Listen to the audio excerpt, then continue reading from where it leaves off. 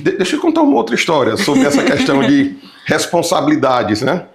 Certa vez eu fiz um projeto de uma residência de alto padrão e eu vinha passando na região, decidi parar para ver como é que estava indo a obra, fazer uma visita, não era uma visita técnica, era uma visita mesmo, né?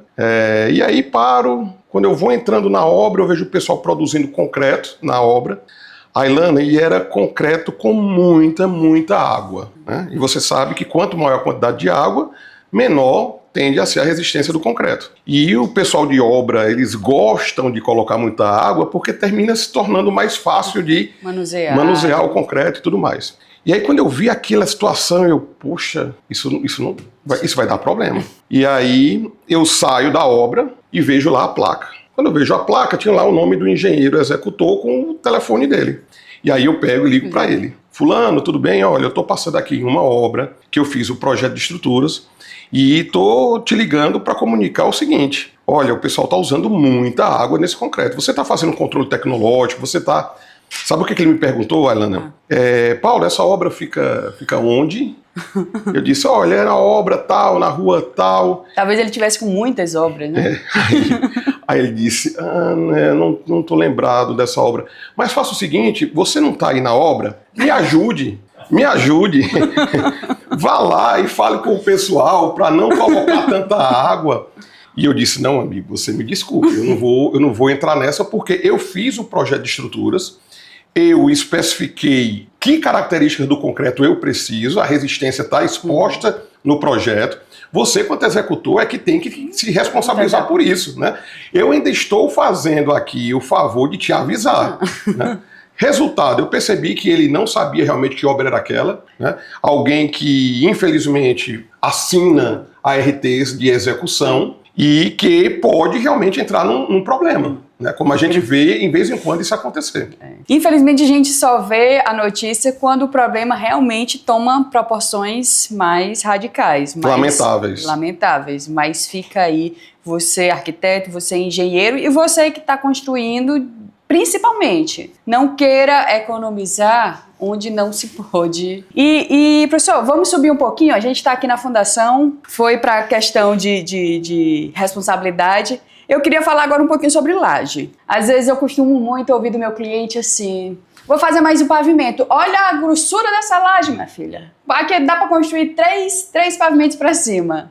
No olho, a questão de espessura da laje, quanto mais grossa, melhor. Isso tem alguma procedência, faz algum sentido? Ou espessura não é um único fator segurança? Ótimo. Ao final da tua pergunta você colocou, espessura não é o único fator. Que é um fator, tá?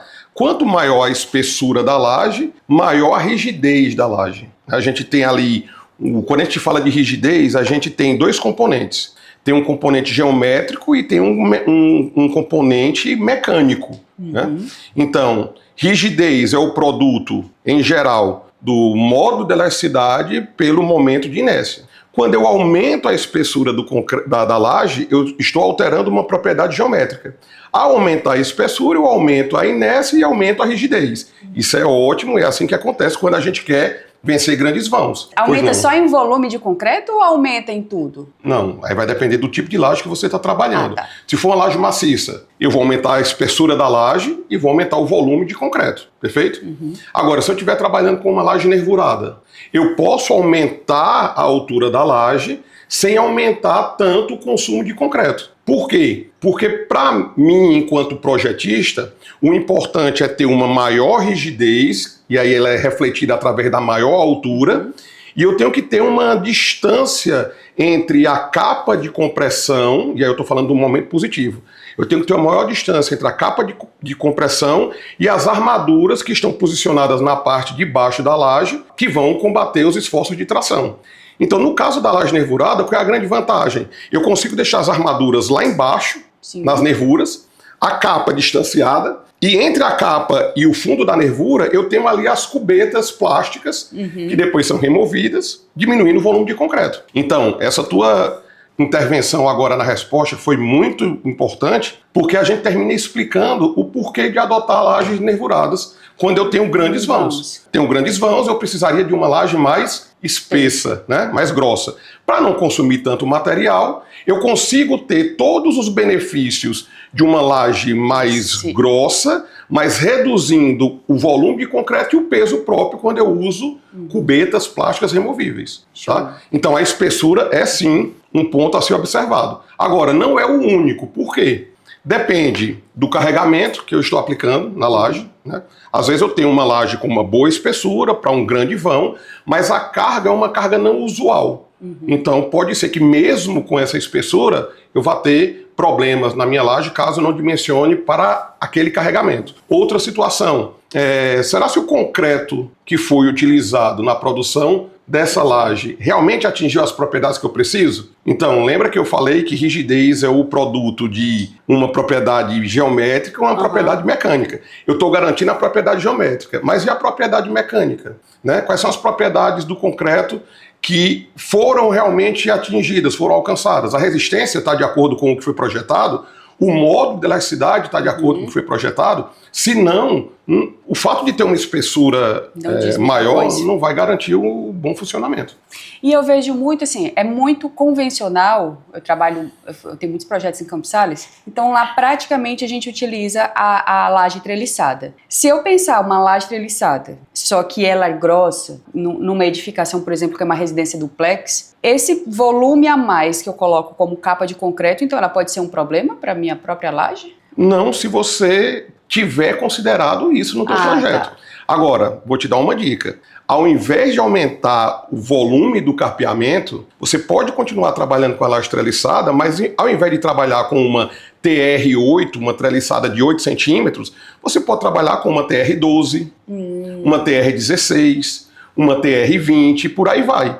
Então, eu vou aumentar a espessura da minha laje, mas aumentando a altura da treliça e aumentando a altura do meu material de enchimento, do meu bloco de enchimento. Entendi. Seja um bloco cerâmico, seja um bloco em EPS. Tá? Agora você pode dizer assim, peraí, Paulo, mas em algumas cidades eu não encontro treliça de 12 centímetros, de 16 centímetros. Você pode encomendar, né? Você pode chegar aí nas lojas que comercializam treliças e comprar. Você pode comprar os blocos de EPS na altura que você quiser. E se não houver jeito, realmente, Ailana, aí vai ter que aumentar a espessura da capa, sabendo que não é a solução mais adequada. Entendi. E eu sei que eu vou Ficou claro, André? Ficou. André tá entendendo, o que importa é todo mundo entender. De vez em quando eu vejo ele fazendo assim, ó. É uma aula. Quando ele já tá pegando todas as dicas quando ele for construir, não vai querer mais nem contratar a gente. Ei, mas eu vou fazer um corte aqui. Agora o meu TDAH atacou, que eu ia te fazer uma pergunta. Era sobre as lajes? Ah, não. Eu não sei se vale a pena fazer pergunta, mas aí é uma dúvida pessoal. Por exemplo, às vezes eu tô fazendo uma casa que vai ser laje treliçada. Só que essa laje, na varanda, eu quero que ela aparente de concreto maior. Não sei se isso foi da minha cabeça, se foi o cliente que me perguntou e eu não soube responder, ou se eu vi em algum lugar. Nessa massa que eu quero engrossar, eu posso usar bolinha de isopor? Olha, é comum? É assim, olha só.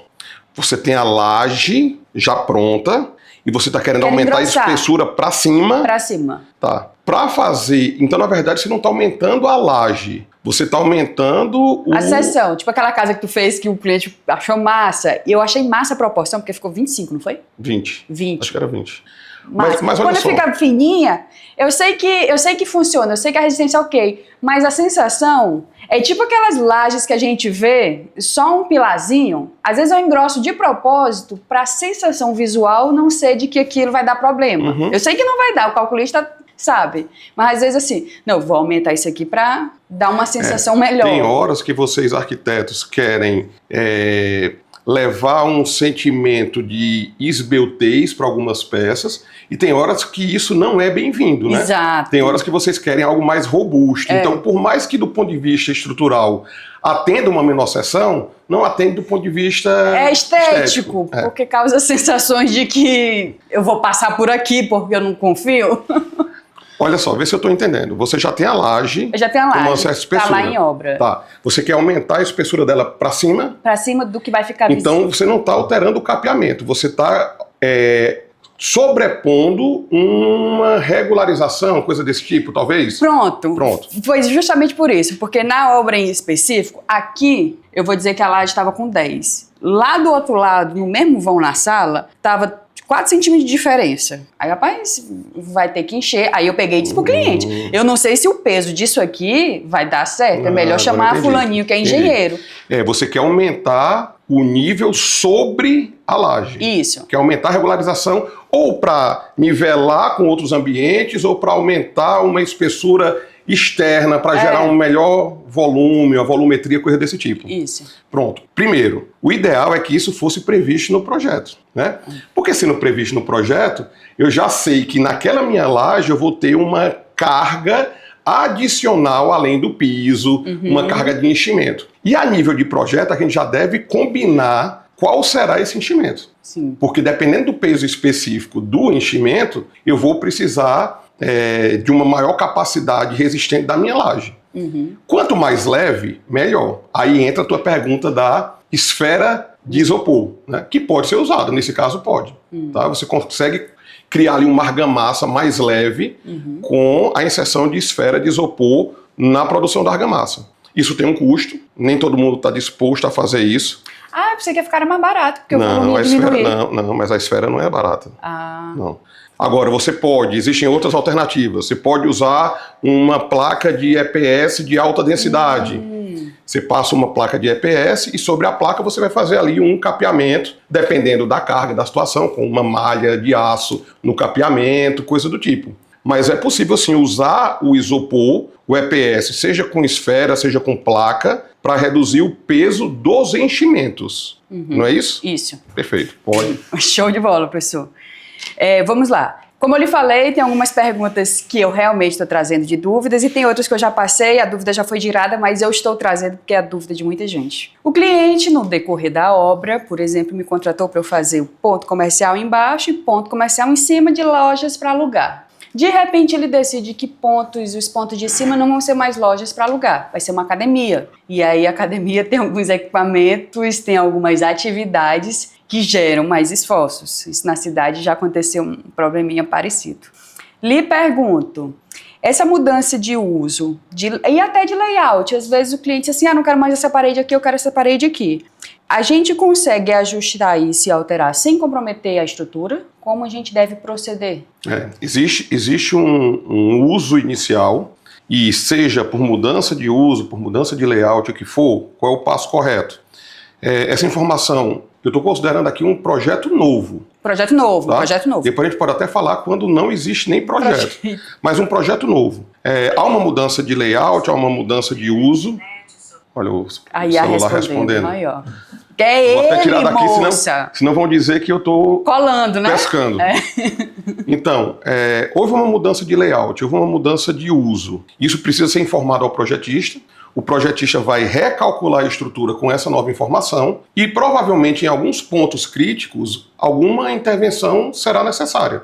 Na laje, pode ser que seja necessário diminuir os vãos e para isso a gente pode usar um perfil metálico. Mas o perfil metálico vai estar apoiado onde? Existe um pilar em que eu possa fixar o meu perfil metálico? Se não, vou fixar numa viga. E o aumento de carga chega a influenciar na fundação ou não? Essas respostas só vão vir após uma simulação da nova configuração. E cada caso é um caso. Entendi. Perfeito? Perfeito. Agora, não existe projeto. O que é que a gente faz? A gente fica impedido de mudar o uso? Não. Só que aí os passos são mais complicados. Você que quer fazer suas coisas sem projeto, preste atenção nisso aqui. Os passos são mais complicados. Então, tudo vai começar de quê? De uma inspeção para um levantamento geométrico. Eu preciso saber onde é que eu tenho pilar, onde é que eu tenho viga, onde é que eu tenho fundação, que tipo de fundação eu tenho, que tipo de laje, as dimensões, o aço que foi utilizado, a resistência do concreto. E aí, poxa, dá para saber a resistência do concreto depois da obra pronta? Pode sim. Existem ensaios investigativos não destrutivos, como ensaio de esclerometria, ensaios destrutivos, em que a gente vai lá na estrutura, extrai uma amostra, leva para laboratório. Então, eu tenho que chegar naquela condição, Ailana, de ter o domínio daquela estrutura, mesmo sem ter sido feito o projeto.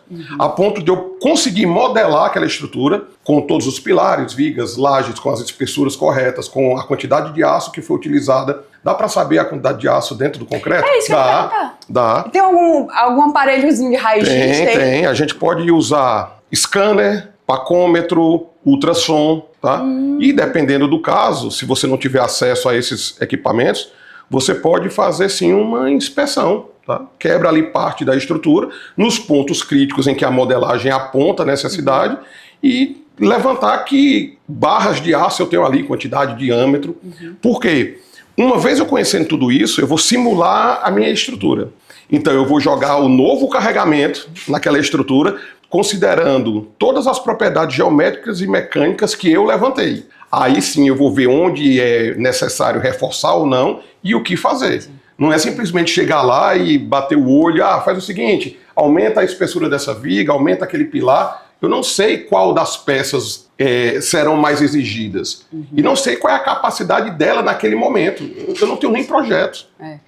Então, cuidado com aquilo que você quer ouvir e que a pessoa que você quer contratar vai lhe dizer. Porque dizer é fácil, mas assumir a responsabilidade por aquilo ali realmente é um negócio mais delicado. E digo mais, se está complicado, compara a engenharia, a construção civil com a medicina. Você vai se submeter a uma cirurgia sem nenhum exame. Então, uma obra que geralmente é um investimento, que você quer ter um retorno, que você quer ter sua moradia, que você vai investir dinheiro, você vai economizar na segurança, no essencial. Existem situações que são bem comuns. Nessa ideia de construir com um construtor, com um mestre de obras, que já faz isso há muitos anos, né?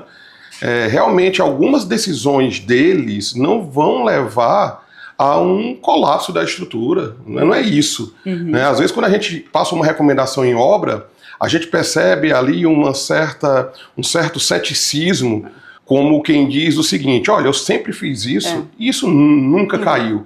Gente, a gente não projeta, não é só para não cair, não. A gente projeta para não cair, para funcionar adequadamente, para ter durabilidade, para que você tenha manutenções que são necessárias, mas com uma frequência menor. Aquele tipo de manutenção que toda edificação requer, como todo veículo requer, e não aquela manutenção corretiva, né? Isso não é para acontecer. A manutenção corretiva ela é muito mais cara. Ela gera vários transtornos. Às vezes o proprietário precisa sair do imóvel, né, alugar um outro imóvel. Então, assim, quando a gente passa essas recomendações, não é porque a gente está insinuando que a laje vai cair. Vou dar um exemplo. Essa questão de retirada de escoramentos é algo que a gente bate na tecla. Olha só. Já era uma pergunta que eu ia fazer, professor. Pois é, olha só. O pessoal faz ali a concretagem da laje, eles querem reutilizar as escoras, né? Então quanto antes eles removem, eles já conseguem usar aquela escora em outros pontos, já conseguem adiantar alvenarias, então é algo que o pessoal de obra realmente deseja, retirar o mais rápido possível.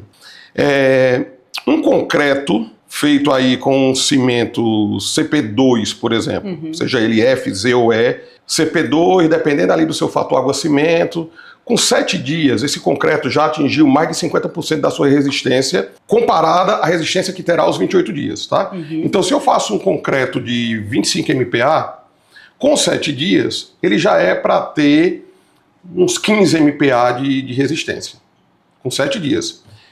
E a laje não vai estar plenamente carregada. Então, poxa, é lógico que se eu retirar esses escoramentos, principalmente em obras de pequenos vãos, como é esse tipo de obra que normalmente você não tem uma presença constante de um corpo técnico de engenheiros, essa laje não vai cair, tá? Não vai cair. Agora, existe um fator de durabilidade, de uso, que é a questão dos deslocamentos que a estrutura sofre. A deformação que a laje sofre, ela tem duas parcelas. Ela tem uma parcela de deformação imediata, que é aquela que é no momento que eu retiro as escoras, que a peça fica submetida a um certo carregamento, nesse caso, seu próprio peso, ela já vai sofrer ali uma deformação. Mas com o tempo, a peça continua deformando. A gente chama essa parcela de deformação com o tempo de deformação lenta ou deformação diferida. Então, olha só, um dos fatores que interfere na deformação lenta é o tempo de essa escora foi tirada. Retirada de escoramento. Tá? Então, quando a gente diz, olha, não retira agora, não é momento ainda. Não é porque ela vai cair. É porque se eu esperar um pouco mais, a parcela da deformação lenta será menor. E foi assim que eu fiz a consideração no meu projeto. Então, sabe aquela porta que daqui a 3 anos está emperrando? Sim. Né? Em cima da porta tem uma viga. Né? Poxa, problema na porta pode ser aquela escora que foi tirada antes do tempo, gerando uma parcela de deformação lenta maior do que o previsto. Aí a porta emperra, a esquadria já também não desliza mais, você pode ter um problema no forro, você pode ter um problema na cerâmica.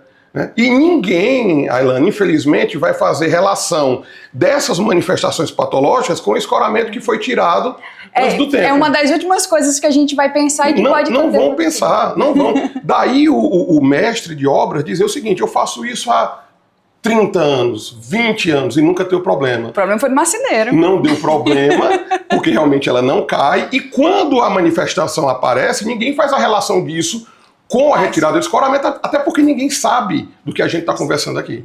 Perfeito. Agora sabe. Agora sabe, não sabia. Não sabia. Um parêntese aqui, colegas. Agora que eu estou na 4ª pergunta. Vou para a 5ª. Vamos lá. Isso é uma sexta-feira. Sexta-feira. Quase 5 da tarde. Vamos ficar aqui até às 11 da noite. Valorize o nosso conteúdo, por isso curta, comente, porque a gente está aqui numa sexta-feira, quase à noite, trazendo informações valiosas para você. Professor, vamos para continuar, na verdade, em questões práticas do dia a dia. Sou arquiteta, recebi o projeto estrutural ali da pré-forma e eu vi que tem uma viga muito grande. Aquele dente ali está aparecendo justamente no lugar que eu não queria que aparecesse, porque eu vou botar meu ar-condicionado e na altura vai dar choque. O que eu consigo fazer? Eu posso eu mesmo deslocar, eu tenho que consultar o calculista, é o engenheiro de obra que vai fazer esse ajuste, o mestre de obra mudou e eu cheguei, meu Deus, como é o procedimento correto, visto que às vezes acontece com viga, às vezes acontece muito com pilar. A seção do pilar está maior do que a seção da parede, isso em prédio, em apartamentos são comuns. Em casa, às vezes a pessoa fica assim, mas eu não quero ver aquela ponta. É possível ajustes nesse sentido? São possíveis, mas olha só. Ao receber essa pré-forma, tu vai fazer a tua compatibilização, e aí a gente está falando de receber pré-forma ou receber o IFC. Né? Para quem trabalha no mundo BIM, o IFC. Para quem já trabalha no ambiente BIM, para quem não trabalha ainda, está na hora, já passou do tempo, na verdade. Então, o projetista enviou ali uma pré-forma, ou enviou o estudo de projeto estrutural em IFC para compatibilização com arquitetura e demais disciplinas. E aí, Ailana, você viu aquela viga que tem uma altura superior àquela que você precisa para a tua composição arquitetônica. Exato. Perfeito. Você tem que entrar em contato com o projetista, né? E deixar tudo isso bem amarrado, bem claro, quais são tuas necessidades. De repente vocês estão trabalhando ali num ambiente colaborativo, num Trimble, por exemplo, você já marca ali para toda a equipe ficar formalizada, né? E aí, poxa, o que é que pode ser feito? O arquiteto pode até às vezes sugerir, olha, tu tem uma viga aí 20 de base por 80 de altura. E se você fizer uma viga faixa, uma viga chata, como algumas pessoas chamam, né? Professor, explica rapidinho o que é uma viga faixa, pronto, o que é?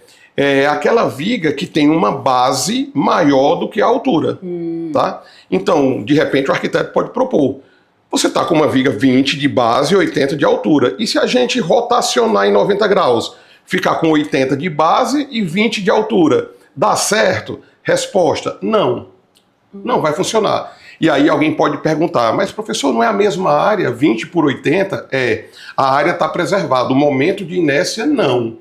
Tá? Então, momento de inércia de seção retangular, para o pessoal que já fez mecânica, resistência e tudo mais. Seção retangular, o momento de inércia é a base, que multiplica a altura ao cubo sobre 12. Então, no momento que eu pego uma viga que tem 80 de altura, eu estou elevando 80 ao cubo, aumentando muito o meu momento de inércia. Sim. Quando eu aumento o meu momento de inércia, eu diminuo a minha deformação. É inversamente proporcional. Se eu rotaciono a minha viga, embora eu vá ficar com a mesma área, quem vai ao cubo agora é a dimensão de 20 centímetros.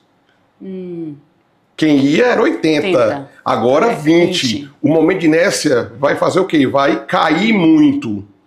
No momento que o momento de inércia cai, a deformação aumenta. Então, na prática, essa viga vai selar. Ela vai selar.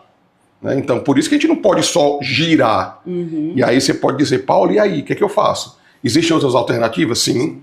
Vamos pensar no seguinte. Eu posso colocar mais vigas naquele vão. Né? Porque se aquela viga está com 80 centímetros, é porque eu tenho uma área de influência grande naquela viga. Se eu coloco mais vigas naquele ambiente, eu reduzo a carga que vai para cada uma delas, diminuindo assim a deformação, podendo trabalhar com uma viga menor. Paulo, não atende ainda. Eu quero menor do que isso. Dá para fazer? Dá. Vamos pensar em trabalhar com outros sistemas. Vamos trabalhar com um sistema metálico, com concreto protendido. Tá? Eu estou lá com uma viga de 80. Se eu for trabalhar com concreto protendido, fazendo um cálculo aqui, uma estimativa bem simples, eu vou reduzir pela metade essa altura.